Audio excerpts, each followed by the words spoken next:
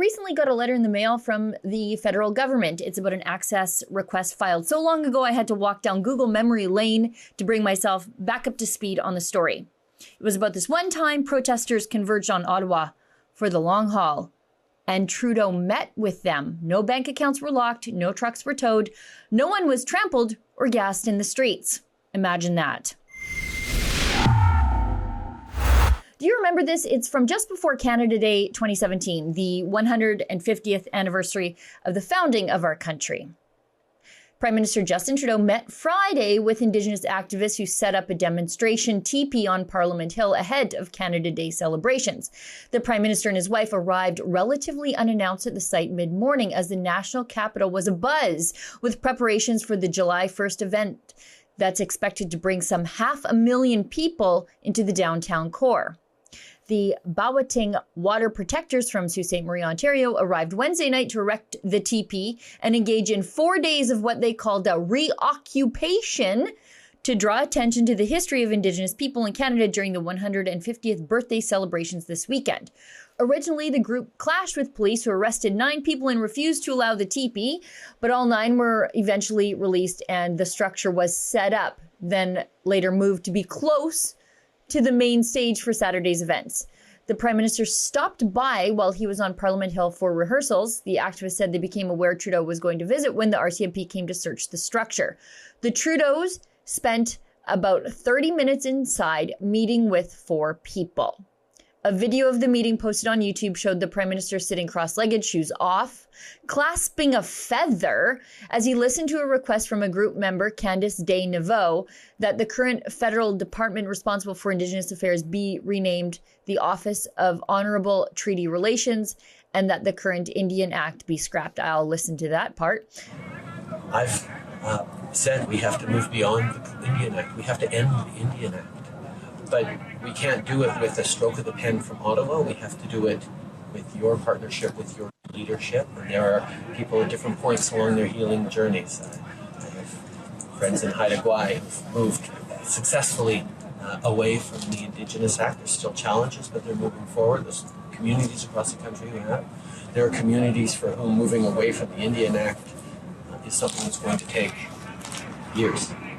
And we need to respect your pace, your leadership, and accompany you on that as best we can. And that is the essence of the relationship where we're trying to build, and a relationship in which young voices like yours, not just from the top, but from the grassroots, are going to be an essential part of it. So I thank you for being here today. Thank you for sharing this moment with me, sharing sage, sweetgrass, and we have to move beyond the Indian Act. We have to end the Indian Act, but we can't do it with the stroke of the pen from Ottawa, Trudeau said. Well, actually, you can do a lot of things in Ottawa with the stroke of a pen, as we learned during the Freedom Convoy. And what I do know now from documents I received is that these people, these reoccupiers, were dealing in bad faith with the authorities almost every step of the way. And the establishment and authorities in Ottawa, including Trudeau himself, bent over backwards to accommodate them. Oh, how the times have changed, along with the politics of the next batch of so-called occupiers, right?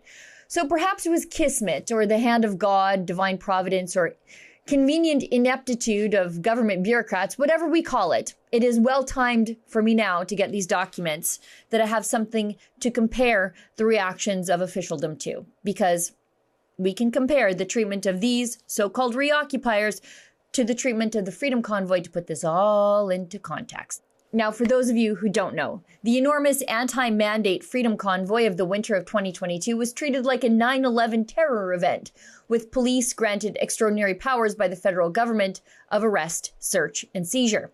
Bank accounts were frozen, assets were taken, and people were arrested and held for weeks for protesting their government entirely peacefully in their nation's capital. Now, here are the documents I just got back. This is the letter I just received.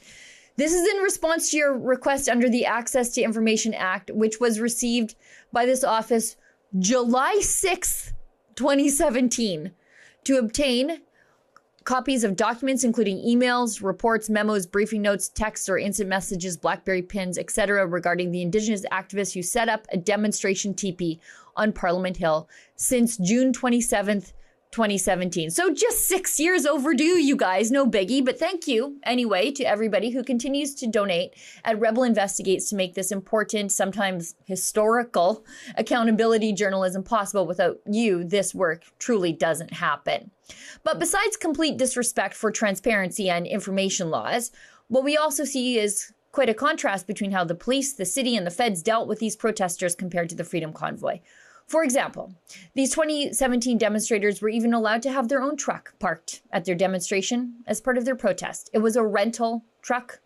We can see in these documents I have now, but also in the reporting so many years ago that these protesters weren't supposed to be allowed to put up their TP, but they set it up anyway, and the RCMP just shrugged and let them.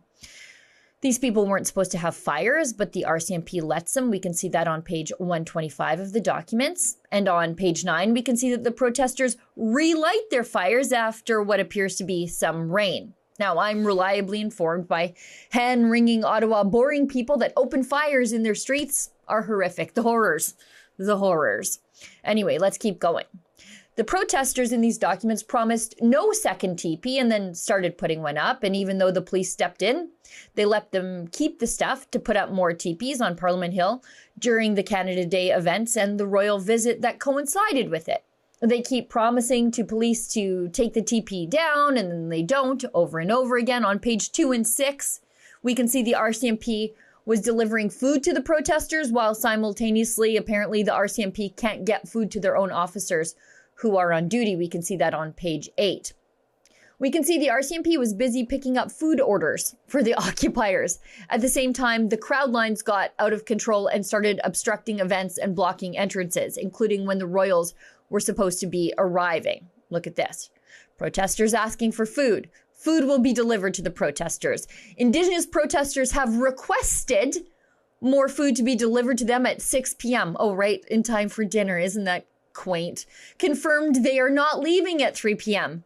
as previously informed. More food is being sent to Indigenous protesters and personnel are being deployed to inquire about their exit strategy. But further down, look at this. These people can't even get food to the RCMP members doing crowd control and dealing with the protesters. Page 8. Advise of concerns relating to the provision of food to members and day shift members exceeding 16 hours and the requirement to have 12 hours between shifts. Page 20, we can see they allowed the occupiers to keep their materials for their second TP. Page 122, the protesters forced their way through the crowd toward the stage, storming the stage, a siege even, during this occupation. I guess, it's pretty evident how the mainstream media treats some protesters and not the others. On page 125, we can see notes that the protesters have now repeatedly broken their agreements with the police, but still no action to be taken. Completely different than the good faith negotiations we saw from the Freedom Convoy. Tom Marazzo was working relentlessly to move trucks to show the city and police that the convoy was bargaining honestly to alleviate the congestion in Ottawa's downtown core. And limit themselves strictly to Parliament Hill in exchange for a meeting with him. There's been no promises given in terms of cancelling tickets or anything like that. They understand that they have been a real challenge to the people who live in residential Ottawa. I had no direct contact with the media, and as far as I was concerned, my belief was if they actually started to do their job and report fairly, we would reward them with contact, or I would, or whatever, not necessarily me, but if they continued down the path of constantly vilifying and lying about us, I didn't see the point really of talking to them at all. We were effective, highly effective at getting out everything we wanted to get out to the public through alternative and social media.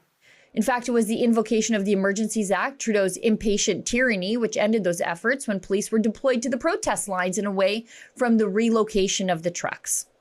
On page 126, as an aside, Black Lives Matter, who had met with the Indigenous protesters earlier, demanded that they be given VIP access to Parliament Hill ahead of everyone else.